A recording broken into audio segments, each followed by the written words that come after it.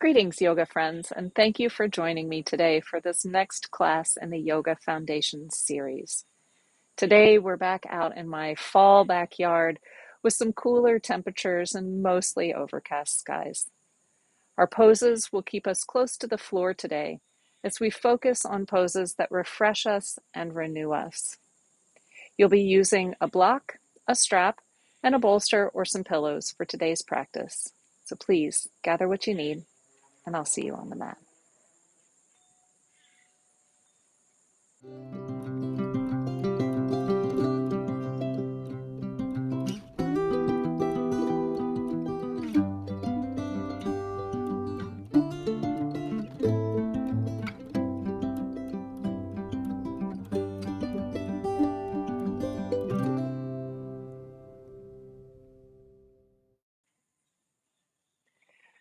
We're going to begin today with a nice relaxed back bend. If you have a bolster or some pillows available, you can use those behind your back. If at any time this back bend feels like it's too deep, you can remove some of the pillows or bolsters or even just lie in Shavasana. So we'll begin by bringing our bolster along behind us. We're going to bring it longwise.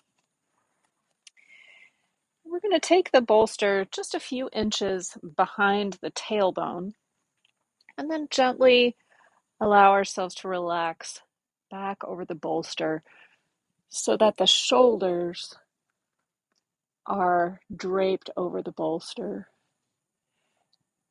The arms can be extended out overhead, and the legs can be extended out long.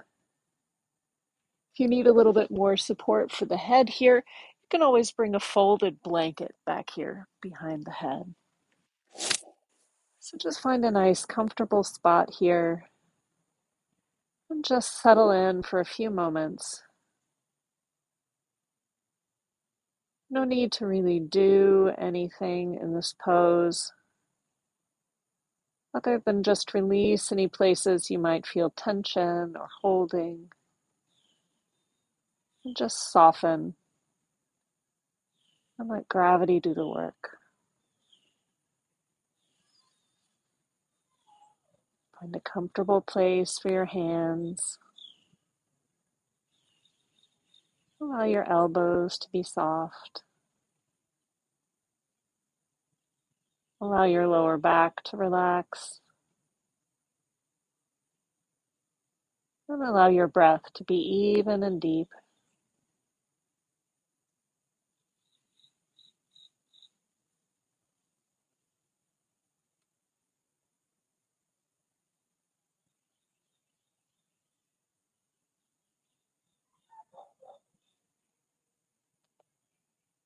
I just notice any sounds that are around you in your environment. Feeling of the air on your skin.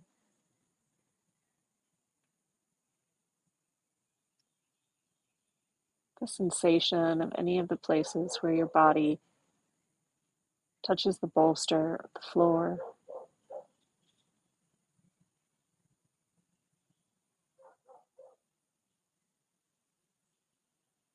And just take a couple more deep breaths here.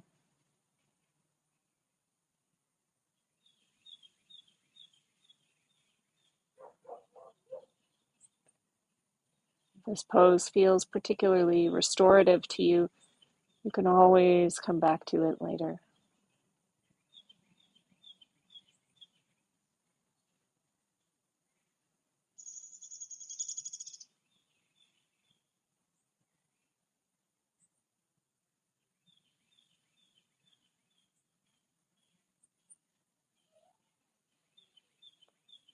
Now to begin to move out of this shape, we're going to take one hand to the back of the head and gently tuck the chin into the chest, bending the knees here and rolling off to one side, helping ourselves off the bolster and maybe extending out on one side with the head supported on the arm here for just a moment.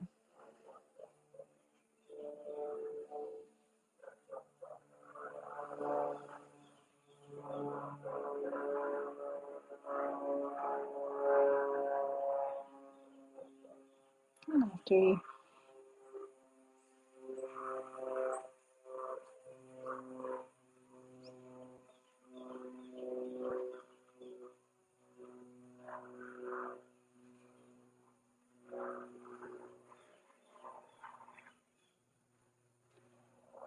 After you've taken some time here to rest and regroup, you can press yourself up using one hand, and we're going to come onto our hands and knees in a tabletop shape. You can move those blocks or bolster out of the way. So we'll come to our tabletop here, stacking our joints, and just begin to come through that cat-cow motion that you know so well. Finding your breath in this pose. Not being concerned so much with whether your belly is dropping on the inhale or the exhale, but just stacking those joints and finding that place where the breath feels right for you.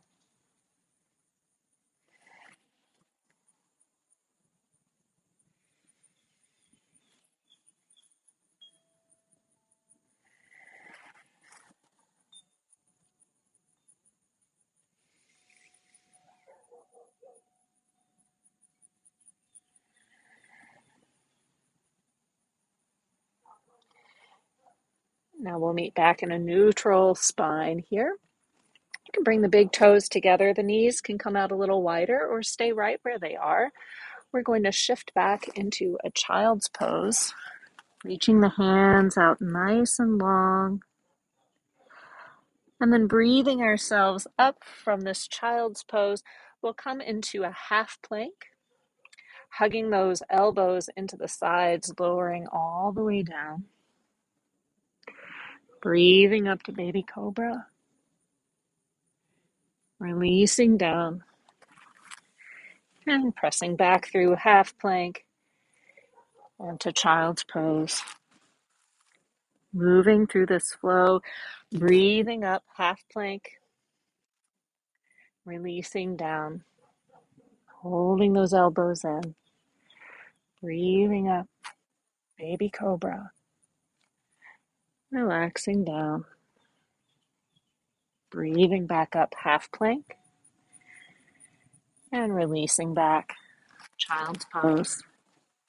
One more time through this flow, breathing up, holding the elbows in, chaturanga, pressing back up half plank, releasing back, child's pose. And I missed the baby cobra on that one. That's okay.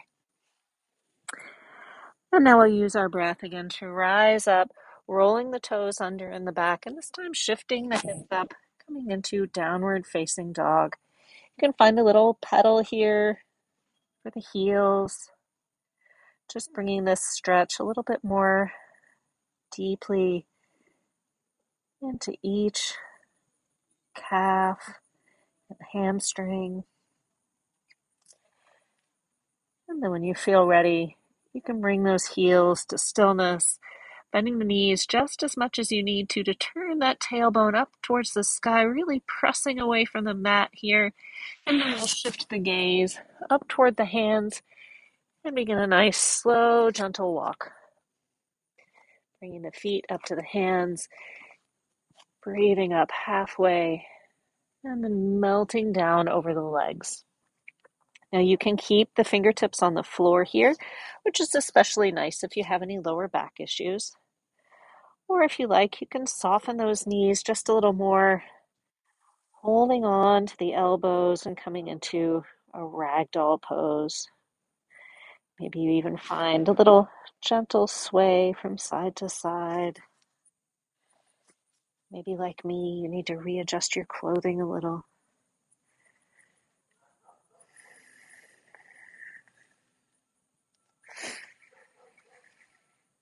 And even in this forward fold, see if you can bring a little awareness into the bottom of the feet. Finding those 3 points on the bottom of the feet, the tip of the heel bone, the big toe mound, the little toe mound.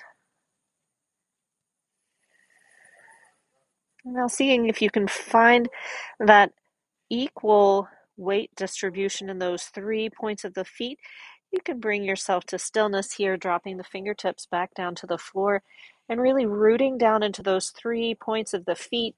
We'll inhale all the way up to stand. Hands come up overhead and down to heart center. We'll come through a couple of gentle sun salutations here.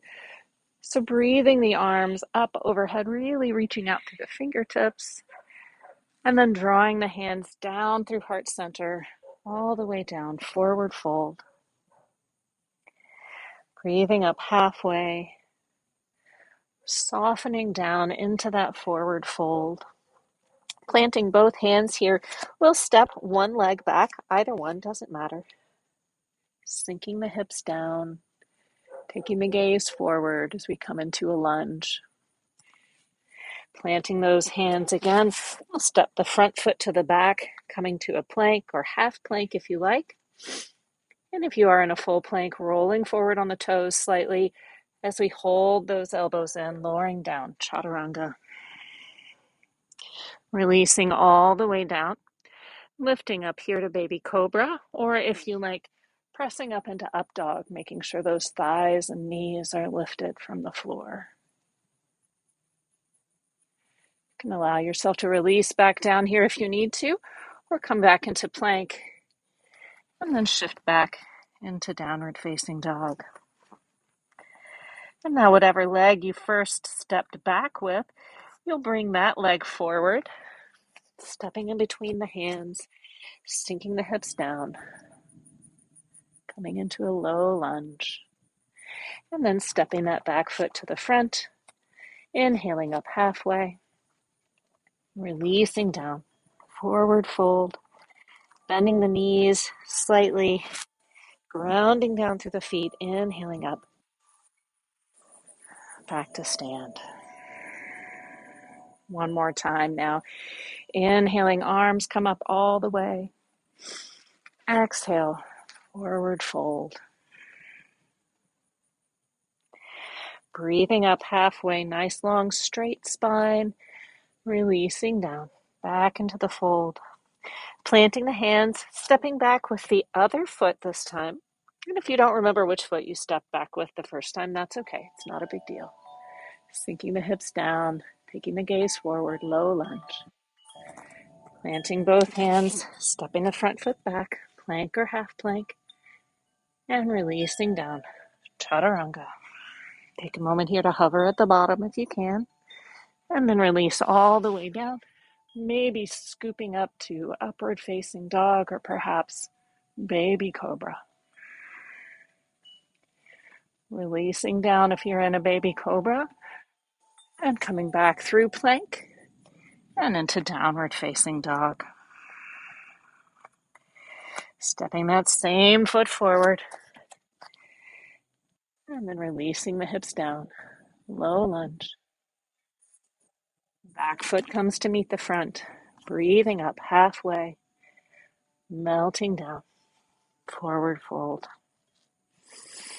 Rooting down through the bottoms of the feet, breathing all the way up, hands reaching up overhead, and hands come to heart center, coming back to our equal standing pose. From here, once again, we'll breathe the arms up overhead, and then sweep down, forward fold. This time, planting both hands and stepping the feet back, downward facing dog. We're going to come from our down dog into our Varasana. So allowing the knees to come down to the mat. I'm going to turn toward you so you can see. If you like to use a block to support your Varasana, you can bring that block in between the ankles right now. And so the heels here in our Virasana are just a little bit to the outside of the hips so that if we were not using a block here, those hips would sink down right in between the heels. So sitting up nice and tall here in our Varasana, we're going to interlace the fingers and press the palms out, away, and up, breathing the arms up overhead. Really expanding the rib cage here, and then slowly allowing those fingers to rain down. We'll do that again, interlacing the fingers in front of the belly, pressing out and away as we breathe. And allowing the hands to rain down one more time here, interlacing the fingers, pressing those arms out and away. Maybe allowing the arms to go slightly back past the plane of the ears, only as much as is comfortable here. And then slowly releasing down. You're welcome to stay here in your Virasana if you like, or you can choose to move the block out of the way if you've used it and bring your legs around to a Sukhasana, our easy sitting pose. So finding a comfortable position here. From here, we'll inhale the arms up overhead. And this time, as we're exhaling, we'll float those fingertips around behind, interlacing the fingers and pressing the knuckles down and away.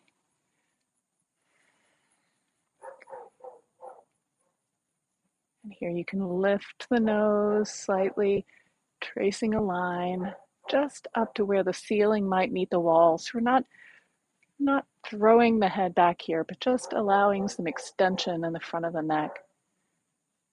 And then slowly releasing the nose down, drawing that line rather down, tucking the chin, feeling the extension in the back of the neck. And then allowing those fingers to gently release, bringing the head back to center. And again, we'll inhale the arms up overhead. And this time, as we bring the hands around back, interlace the fingers in the way that feels a little odd or unusual. Pressing those knuckles back and away. Lifting the chin slightly if that feels okay for your neck. And then tucking the chin into the chest.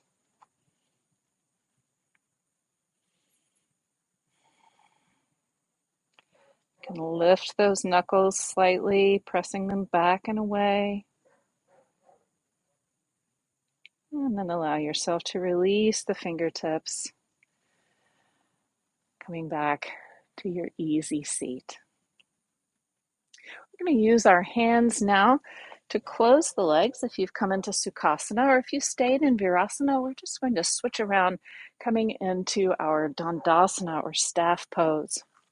If it's difficult for you to sit up with a nice straight spine here, you might fold up a blanket and put it underneath your hips. And if you have any lower back difficulties, you can bring a folded blanket underneath the knees as well. So we're going to take our strap now and bring the strap around the feet, sitting up nice and tall. And then allowing ourselves to extend out long over the legs, maybe sighing out the breath, but keeping the gaze forward here. Keeping those shoulder blades on the back. And the gaze doesn't have to be so much forward that the neck is craned, but just perhaps bringing the focus to the big toes. And you can make this dynamic by inhaling slightly to release and exhaling to deepen.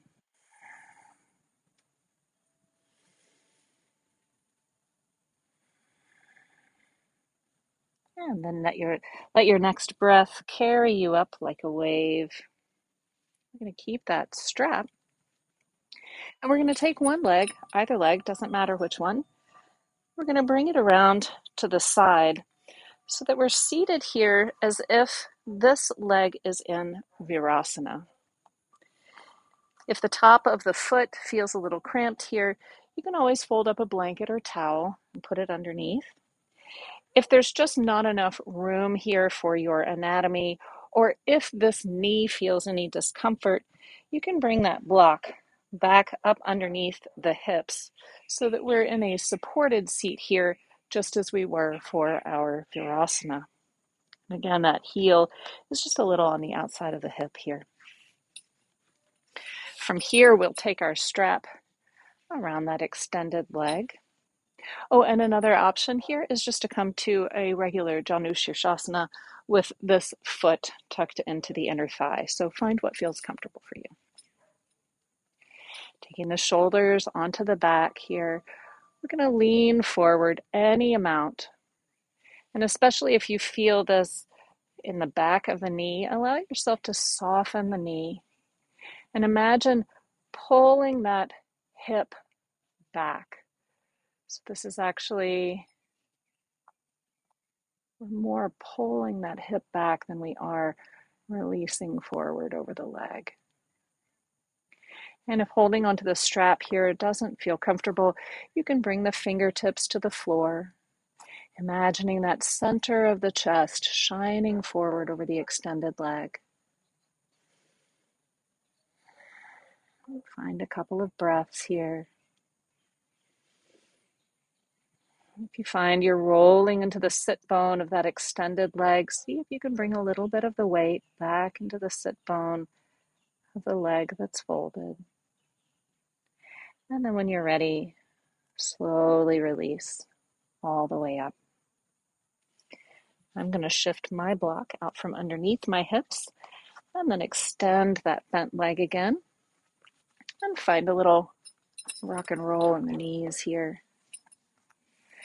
And we'll come again into our Dandasana forward fold. So taking that strap around the balls of both feet here, sitting up nice and tall, and then releasing forward over the legs.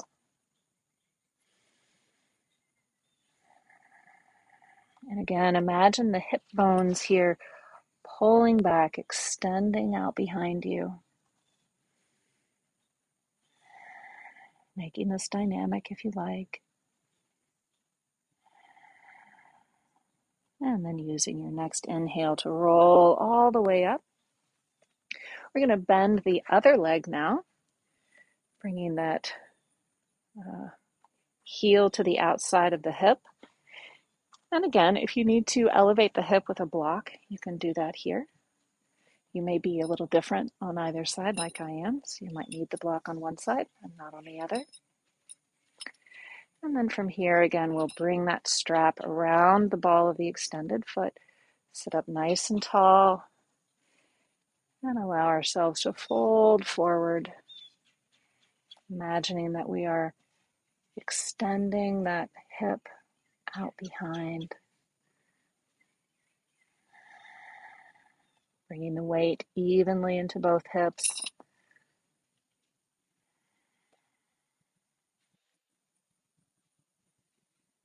Extending out nice and long over the leg.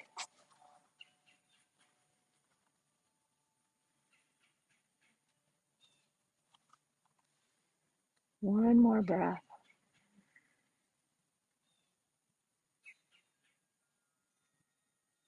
And then slowly rolling up, extending that bent leg, finding that little natural movement. And then one more time here, coming into our Dandasana forward fold. Maybe you like to bring that strap around the balls of the feet, or perhaps this time you like to inhale the arms up overhead and then extend out long over the legs.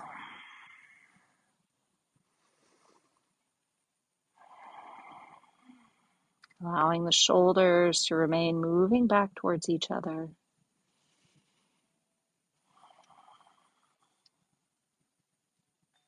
Making this dynamic if you like.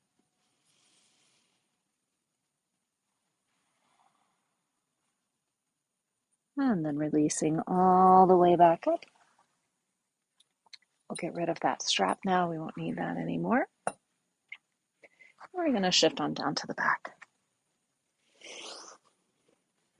So come on down to the back now. Bring the knees into the chest. Maybe find a little roll from side to side. And then we're going to allow the soles of both feet to find the floor, bringing the heels in as close to the sit bones here as we can. Setting up for our bridge pose here, finding all 3 points on the bottom of that foot. Remembering to find that little toe mound on the outside to prevent the knees from collapsing inward. Planting both palms on the mat now. We'll breathe the hips up from the floor, coming into our bridge pose. And once you find your way into your bridge, maybe walk those shoulder blades up underneath the back a little and see if you can release the gluteal muscles, using the internal abdominals to really lift the hips up in this pose. Couple of breaths. And then as you're releasing, rolling down one vertebra at a time. Coming all the way down. Rest and release. Planting those hands into the floor one more time, bringing that awareness into the soles of the feet, and then lifting the hips up toward the sky or the ceiling, walking the shoulders onto the back, under the back. And this time, if you like to interlace the fingers underneath the tailbone, lifting the chin slightly, giving yourself plenty of room to breathe. And just to see what feels different here, engage those gluteal muscles this time. Feeling how that lift is different depending on which muscles you recruit. There's a lot of discussion in the yoga community about whether to use glutes in this pose or not. I think you do whatever works for you. And now we'll release those fingers if you interlaced them, walking the shoulders out from underneath the back, lowering down slowly and bringing the knees back into the chest, rolling a little from side to side. We're going to hold one knee into the chest now, let the other sole of the foot find the floor, and then allow that knee that you have held into your chest to cross over top of that leg. I need to move my block out of the way. We're going to allow the arms to open wide, and then allow that top knee to draw the bottom knee over to the side. Taking the gaze over the opposite shoulder. If this is uncomfortable for the low back at all, you can release the knees and just stack them on top of each other.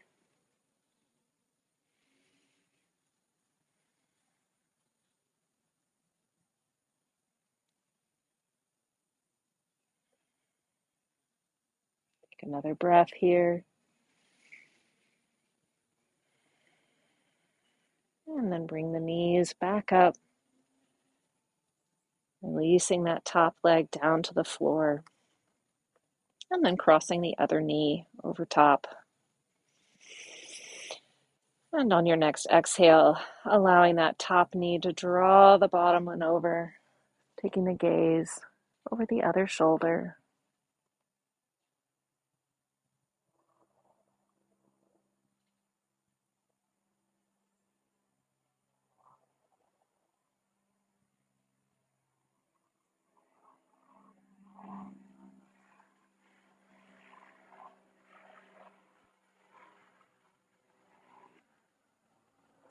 And taking one more breath here. And then allowing those knees to rise back up. Take the soles of both feet to the floor. And we're going to take a Viparita Karani here, a legs up the wall pose. If you have a wall in your space, I encourage you to scoot up next to that wall and bring your hip up next to it, and then swing your legs up onto the wall. If you don't have a wall where you're practicing today, you can take your handy dandy block and bring that underneath, placing it on your coccyx here, your tailbone, not in the very small of your back, but in that stable, bony place. And then bring your knees up one at a time, maybe readjusting yourself on your block as you do. And allowing the soles of the feet to come up to the ceiling. And you can keep the arms at your sides or reach them up overhead or come to this goal post shape, whatever works best for you here. And we'll hold here for just about a minute.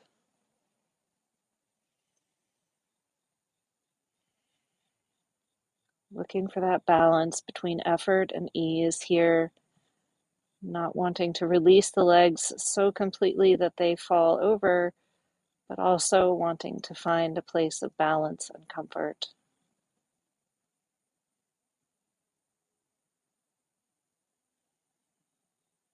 And if you're comfortable closing your eyes here, I invite you to do that.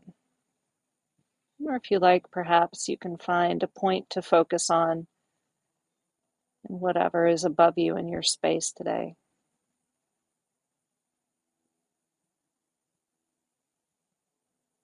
Just letting the body be heavy and allowing the blood and fluids in the legs to just flow the other way, just for this short period of time.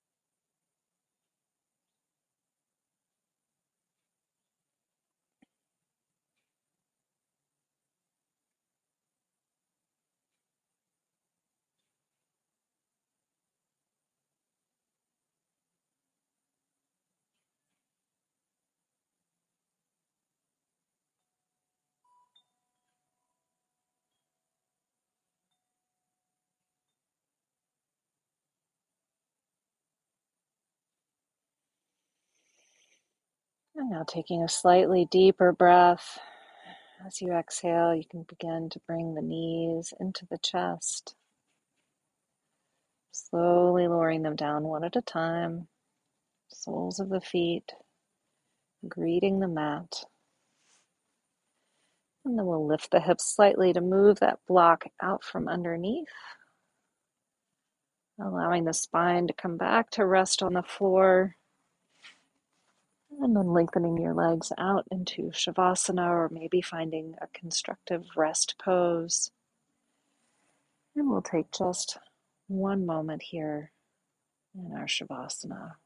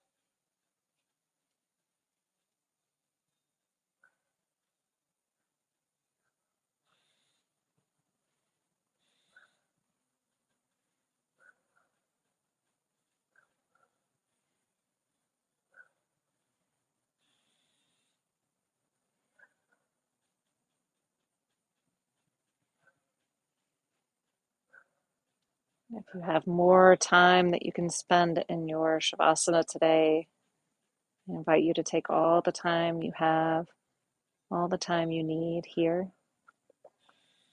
If you need to begin to awaken and move into other parts of your day, You can begin to bring a little motion into the fingers and toes, maybe rotating the wrists and ankles, maybe bringing the arms up overhead for a nice full body stretch. And then we'll roll to one side, supporting the head on the arm,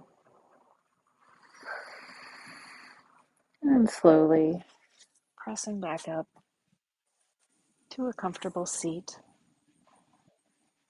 You're welcome to keep your eyes closed or your gaze lowered if you like, and bring your hands to heart center. I hope today's practice has helped you to feel refreshed and renewed, and that your yoga follows you off the mat.